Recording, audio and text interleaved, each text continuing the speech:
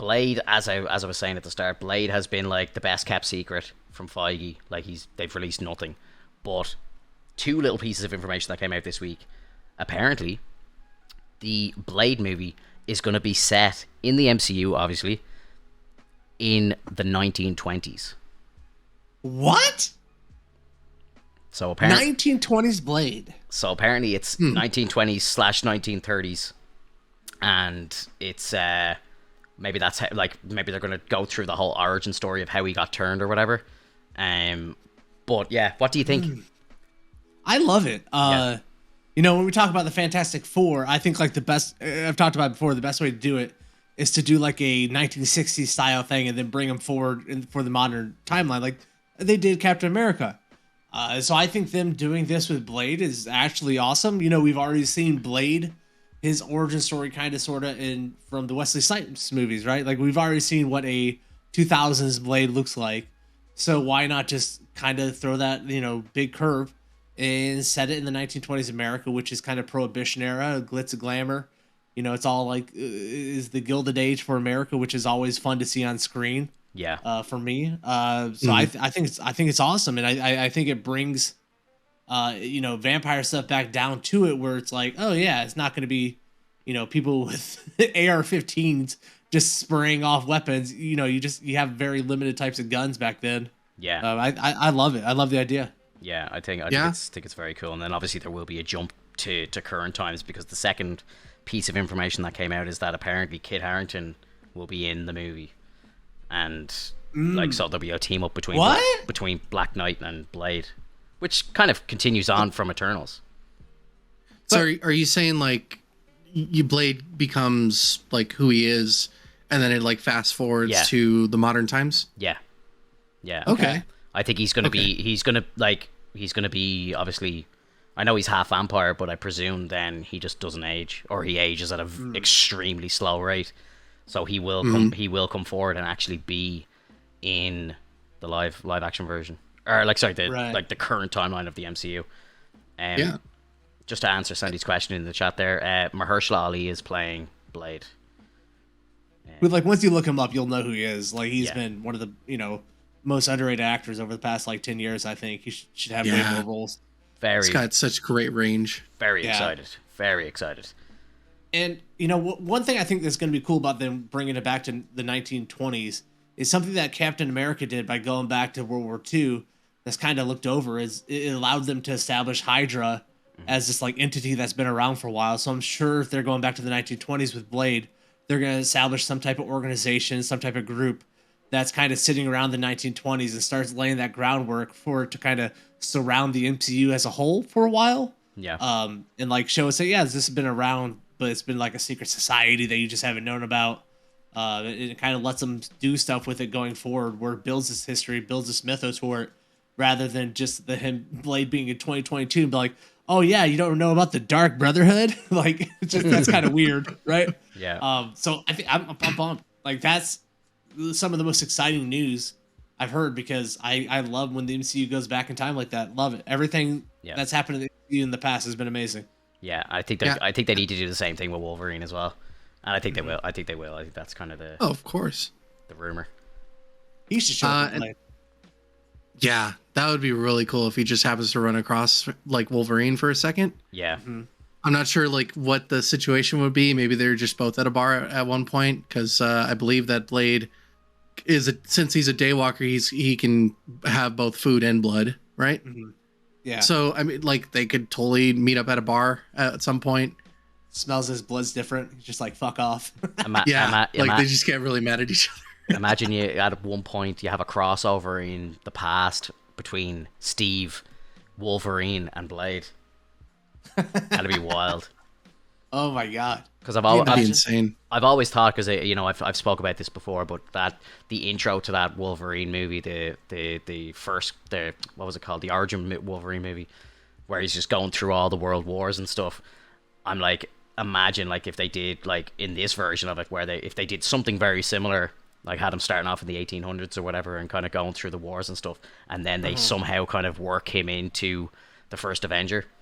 Like, because you know they do this all the time. It's kind of it's kind of one of the go-tos nearly for the MCU now at this stage, where it's like they're bringing characters back from like previous movies and stuff like that. So I would not be surprised if we're getting into like a Wolverine story that they drop him into World War II and they kind of just, you know, put him into a scene that we've already seen. And it's like, oh, he was there the whole time. You know, he was part of the crew that went into, or like maybe he was one of the captured. You know, when Cap goes in to save the squadron or whatever they're called, the platoon, and then basically just comes back with 100 men. It'd be cool if, like, you know, Logan's sitting on one of the tanks or something. Like, I love that sort of shit, dude. Love it. And like, I mean, I would love to see Wolverine in World War II in the MCU, because like the Canadian Special Forces are like legendary and did so much during World War II, and those stories really aren't explored in movies. Yeah. And so if they just did that for Wolverine, like that'd be fucking awesome, man. It would. Absolutely. That and the technology is so lessened. So like having Blade just like actually use normal contraptions, that's going to make things much more fun. Because like now he's got to figure out like how to traverse things normally rather than just use like a utility belt or anything.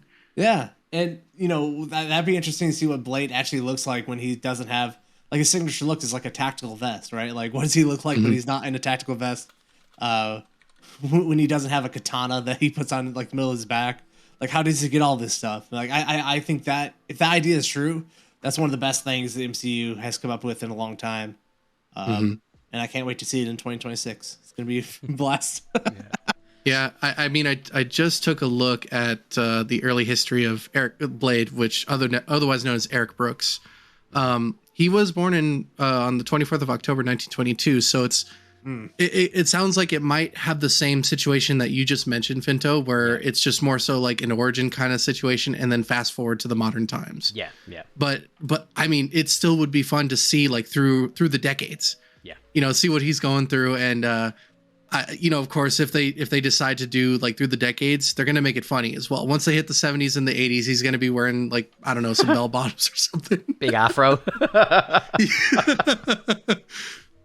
Oh, that'd be so good. That'd be so good.